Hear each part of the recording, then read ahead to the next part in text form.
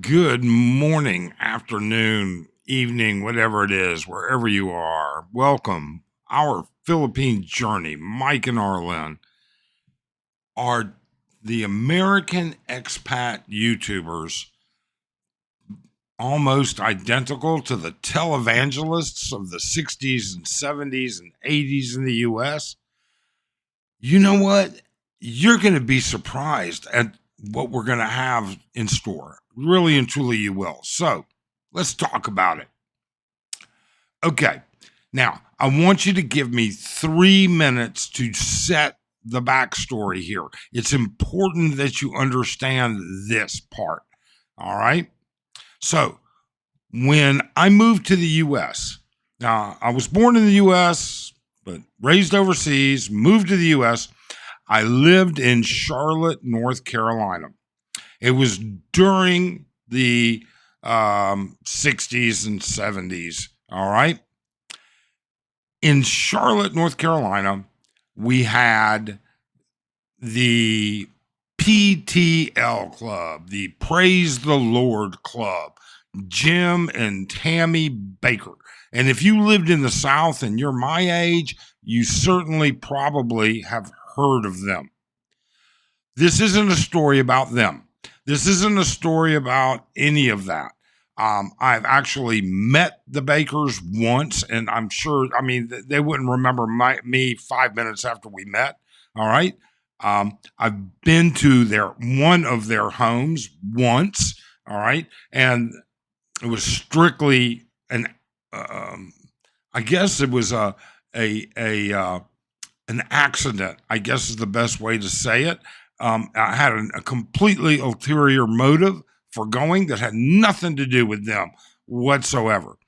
But over the years, I followed them. And when I say followed them, they were in the news all the time. Recently, my daughter and I were on the phone. My daughter calls me every day from the U.S. almost. And she says, "Dad, I got a show that you have got to watch. It is really funny." Well, Arlen's been out of town. So I said, okay, fine. Give it to me. I'll look it up. I'll go on my pirate TV. We'll see if it's there. And sure enough, it's an HBO series. It's called Righteous Gemstones. And it is a direct parody on the religious televangelist community. But it's way over the top. In fact, it contains quite a bit of adult stuff. It's very, I'm not even going to, but it is funny as crap. But watching that started getting me to draw like, hold on, this is like so-and-so, and this is like so-and-so. And the correlation and the similarities between YouTubers here in the Philippines, all right, expat YouTubers, and what you see in the semblance of gathering up a flock and creating a community and being biased and all of the things that go with it really just slapped me in the face. And if you haven't seen it, you should at least take a look for that point of view. But so let's go. All right. Now you know the backstory a little bit.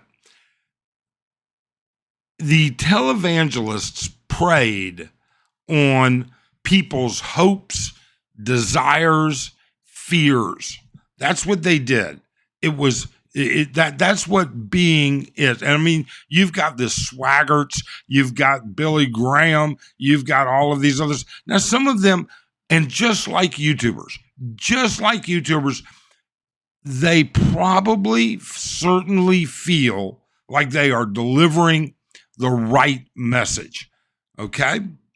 These guys deliver the right message in their mind, in their thought process.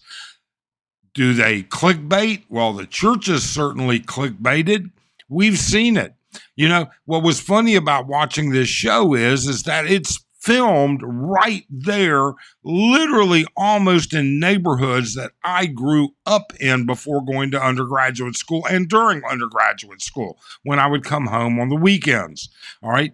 I mean, I just freaked out when, one of the main areas that they film in is a place called Eastland Mall. Almost everybody I had, including me, we got our first jobs at Eastland Mall. It was within a tedious walking distance or a 15-minute bicycle ride, 10-minute bicycle ride, either way. But the point here is that just like these televangelists, they believed in what they are preaching. YouTubers often believe in what they're preaching as well to you. They believe in it. It's up to you to be able to distinguish, find, define, and understand what's right and what's wrong, what's real information. Now, don't get me wrong. You've got great YouTubers that do travel stuff like Focus on Asia, all right? Totally. JR does incredibly great travel stuff.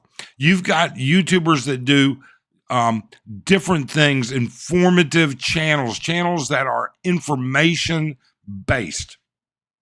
How accurate is that information? Sometimes you need to ask. You've got people like Jennifer Terry. You've got people like the Eaton Squad. Okay. They do great informational travel type stuff. E-travel and the new biometrics and all of the things that go along with that for people that are planning to come over. But for those of you that are researching what it's going to be like when you get here, I urge you to think about the preachers. Praise the Lord. All right. I found the perfect Filipina. And 6 months later, 3 years later, 10 years later, gone, done. Oh, don't do this. Oh, don't do that. Now, granted, the televangelists, if I remember correctly, the Bakers had a sex scandal, a financial scandal. He ended up in jail, all kinds of different things like that. I don't know. I think he actually started another ministry once he got out of jail. But either way, it is what it is. And you've got YouTubers that have been channels that have that are run by people that have been to jail, and they've reinvented their lives, just like these ministers reinvented their lives. And nothing wrong with that. They came to the Philippines to reinvent their lives. But keep in mind, they may very well have had a different life in the past.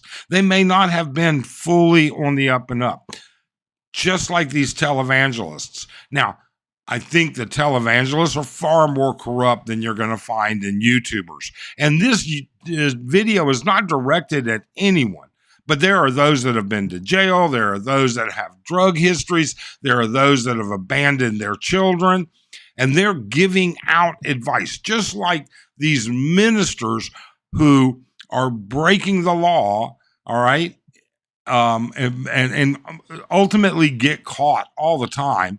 It happens all over. I don't know. If you're in Australia or the UK or outside in another country besides the US, do you have TV ministries? They call them televangelists, or did you? And were they as corrupt and as many scandals as what you might think? But either way, my point with this was they are what they are, just like YouTubers are what they are. I don't see much of a difference in many. I really and truly don't. You've got good people. The other day I had breakfast with the Ugly Tourist, James and his partner, Ding. Great people, really sweet. Wish them the best of luck. Should give them a look. They're chronicling their journey, their thoughts, and everything that goes along with it. All right. But when it comes to all kinds of other things, you're going to find there's a lot of repetition. Just like how many preachers can you have telling or preaching to a flock, all right, of disciples or whatever they call the people that are in there, all right, the same verse and their interpretation of that verse. Just like YouTubers are preaching to you their interpretation of the Philippines. It's unique. I know I'm going to get a lot of negative comments. I know there's going to be some shit mail and stuff like that from this, and I really don't care. We do this as a hobby, but in relation to everything that happens, I couldn't help but strike these similarities. Okay, dysfunctional families, drug abuse, jail time, robbery, theft. There's YouTubers that have been doing channels like this. I mean, look at World Zoom. He embezzled millions almost, maybe more than $1 million, maybe 2 million, maybe more. At least like 1.8, I think is what they got him for. Okay. You've got other YouTubers that have done federal time, state time. You've got other YouTubers that abandoned their children and then they want to whine and cry about how their child has been raised wrong 15 years later. Okay. They're no different. These, I look back and I go, holy crap. This is where I lived. I recognize this building and this building and this place and this place. All right. I recognize Carowinds is their religious theme park is where they're shooting that at. I recognize Eastland Mall. I recognize the old Irvin building, which is their, in the early days, corporate office. I recognize the inside of the Charlotte Coliseum, which is where they were showing their big, these are churches that pack in thousands and thousands and thousands of people on a Sunday. And their take is big money.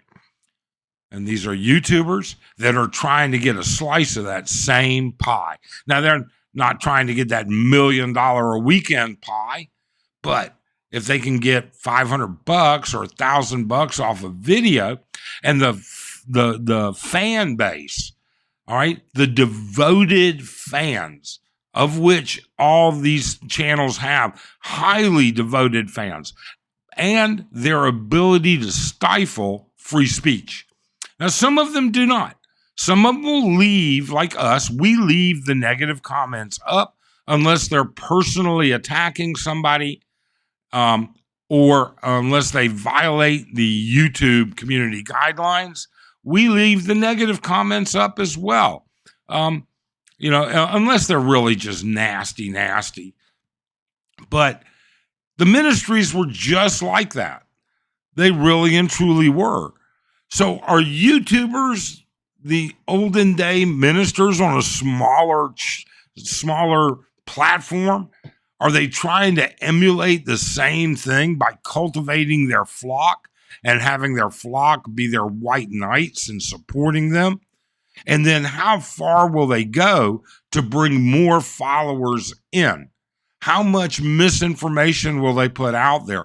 How will they lie to you? Just like the religious groups did as well. I mean, Jim and Tammy Bakker got caught in the end with so many lies. It was ridiculous. It's a whole different story, though, isn't it? I could tell you a couple of different stories, but that's not what this video is about. Otherwise, tell me, what do you think? Number one, if you're not from the U.S., but your country has the same thing, you have these televangelists and mega churches, okay? I'd like to know. The second, and I'd like to know, do you feel they're corrupt? Do you feel there is scandal in there? And has it been publicized in the past in your country about scandal from within? Number two, if you happen to know the PTL, if you're old like me and you remember it, all right, the PTL club, the Praise the Lord club, you know what? just drop a comment and say, hey, I remember that too. I remember that absolutely.